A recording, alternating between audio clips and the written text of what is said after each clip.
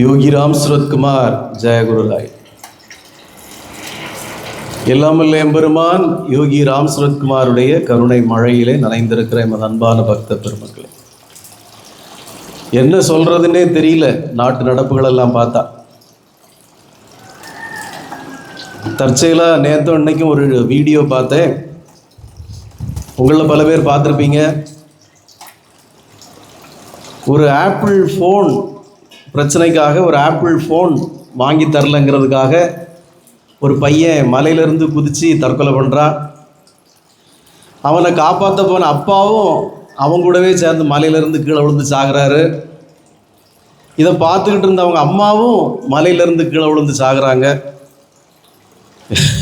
இவங்க 3 பேரும் சாகிறதுக்கு முன்னாடி ஒரு 3 மணி நேரம் பஞ்சாயத்து வேற அங்கே போலீஸ் இல்லாமல் போய். என்ன நடக்குது நாட்டில்?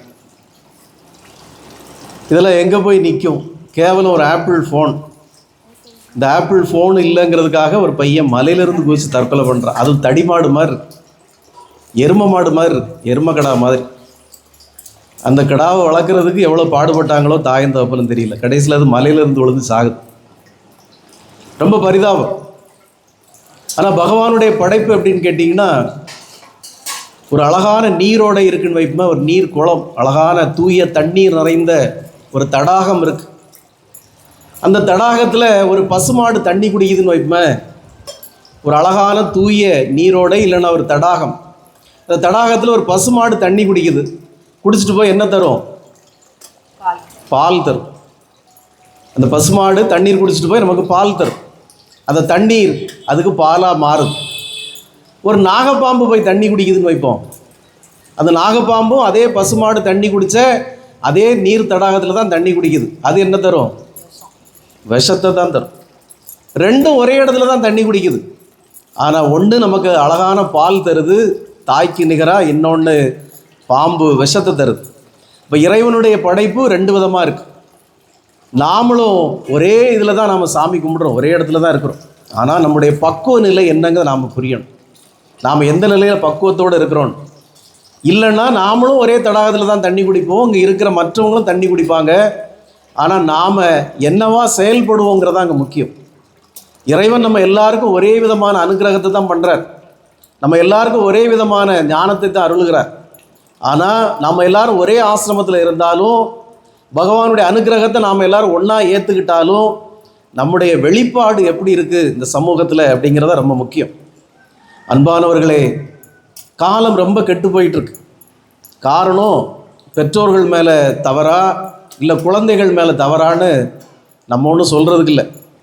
நம்ம ஆசிரமத்தில் வரக்கூடிய ஒரு பக்தருடைய குடும்பமே இதே கிட்டத்தட்ட இந்த நிலையில் தான் இருக்குது.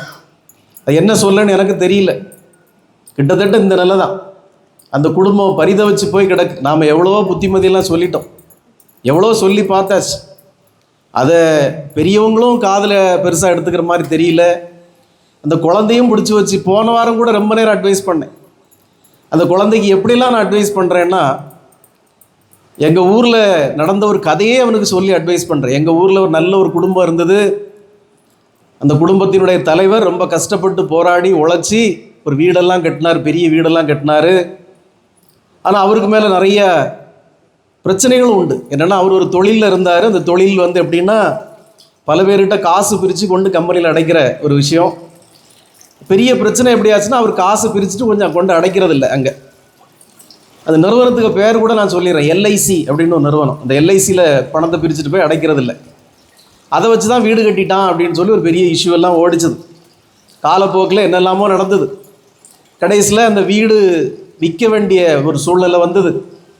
அவருடைய மனைவி கேன்சர் என்கிற ஒரு கொடிய நோயால் பாடாப்பட்டு கஷ்டப்பட்டு இறந்து போனாங்க. அதுலேயே அவருக்கு ஏகப்பட்ட பொருள் செலவு, எல்லாம் அழிஞ்சு நிர்கதியாக போயிட்டார். ஒரு பையன் இருந்தான். அந்த பையனை என் கண்ணால் நாங்கள் பார்த்தோம். போலீஸ்காரன் கையில் பின்பக்கமாக வச்சு விலங்கு போட்டு கூட்டிகிட்டு போகிறான்.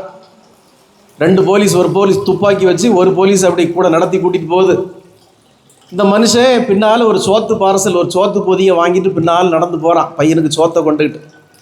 கொஞ்சம் கற்பனை பண்ணி பாருங்கள், ஒரு தகப்பன் ஒரு பையனை பெற்று வளர்த்து, பையனை போலீஸ்காரன் விலங்கு போட்டு கூட்டிகிட்டு போச்சுல, ஒரு பிடி சோறை அவனுக்கு பின்னாடி சுமந்துட்டு போகிற அந்த ஒரு நிலை எப்படி இருக்கும்னு கொஞ்சம் நினச்சி பாருங்கள். இதெல்லாம் நான் அந்த பையனுக்கு சொல்கிறேன், டே இப்படி ஒரு நிலைமையில் இருந்ததுடா, நீ இப்படி நடந்தா நாளைக்கு உன் வீடு என்னத்துக்கிட ஆகும், நாளைக்கு இப்படி ஒரு சூழ்நிலை வந்துடும். ஆனாலும் அந்த பையன் இங்கேருந்து வெளியே போனோடனே அவனுக்கு பழைய குணத்தை தான் காட்டுறான். அப்போது தாய் தகப்பனாவது அதுக்கு புரிஞ்சு நடக்கணும். நாம் சொல்கிற மாதிரி அடுத்து என்ன அப்படின்னு கேட்கணும். அவங்களும் அதை சரியாக கேட்டு நடக்கிற மாதிரி தெரியல. அப்போ என்னுடைய எண்ணம் என்னென்னா, ஒரு அழகான ஒரு தடாகத்தில் நாம் எல்லாரும் கரையில் உட்காந்துருக்கோம். பகவான் ஒரு அளப்பரிய ஒரு சாதனையாக ஒரு தீர்த்தத்தை நமக்கு அருளியிருக்கிறார். இங்கே எல்லோரும் அந்த தடாகத்தில் தான் நீர் அருந்துகிறோம். ஆனால் ஒரு சில பேர் இப்படி இருக்கிறாங்க, ஒரு சில பேர் இப்படி இருக்கிறாங்க. ஆகவே நாம் நம்மை தயார் செய்து கொள்ள வேண்டும். பகவான் நமக்கு எப்படி அருளினாலும் நமக்குன்னு ஒரு பிரத்தியோர் ஒரு குணம் இருக்குது, அகத்திய ஒரு குணம் இருக்குது.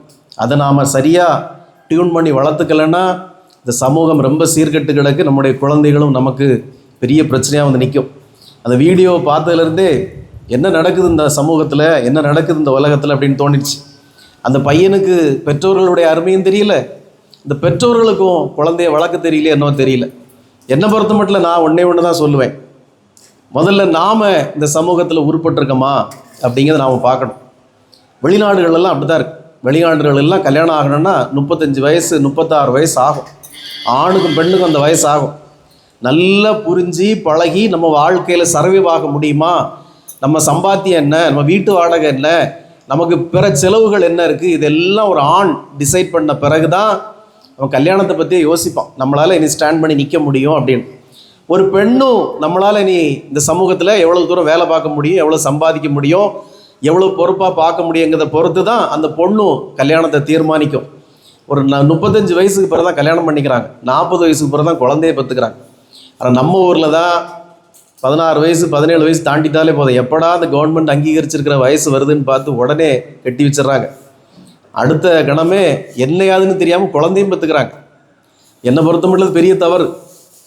சரி, கல்யாணம் கூட பண்ணிக்கலாம், குழந்தை உடனே பெற்றுக்கிறது ரொம்ப தவறு. நாம் முதல்ல உருப்பட்டிருக்கோமா, நம்மளால் உருப்பட முடியுமான்னு பார்த்து அது நடக்கிறது இல்லை பல பெற்றோர்களும். இது பல பிரச்சனைகளை கொண்டு வருது சமூகத்தில். யாதொரு புரிதலும் இல்லாமல் பெற்றோர்களும், யாதொரு வளர்ப்பு சரியில்லாமல் குழந்தைகளும் இருந்துகிட்டு இருக்கு. இது பெரிய பிரச்சனைகளை இந்த சமூகத்தில் உருவாக்கிக்கிட்டு இருக்கு. ஆகவே நாம் பகவானுடைய கருணையால் நாம் நம்மளை சரி பண்ணிக்கணும். இந்த ஆசிரமத்தில் சொல்லக்கூடிய உபதேசங்களை காதார கேட்குறது மட்டும் இல்லை, அது வீட்டில் போய் அதை நல்ல அந்த மாடு புல்லு தின்னதை நைட்டு ஃபுல்லாக படுத்து கிடந்து அசை போடுறது போல் நம்ம திருப்பி திருப்பி அந்த கருத்தை அசை போடணும். இது எதுக்கு சொல்கிறாங்க, ஏன் சொன்னாங்க, நம்ம ஏன் இதை ஃபாலோ பண்ணணும் அப்படிங்கிறத நீங்கள் அசை போடணும். இல்லாட்டி இனி இந்த சமூகத்தில் நிம்மதியாக வாழ்கிறது, மகிழ்ச்சியாக வாழ்கிறதுங்கிறது பெரிய கஷ்டமாயிரும். யோகி ராம் சரத்குமார், ஜெயகுருராயர்.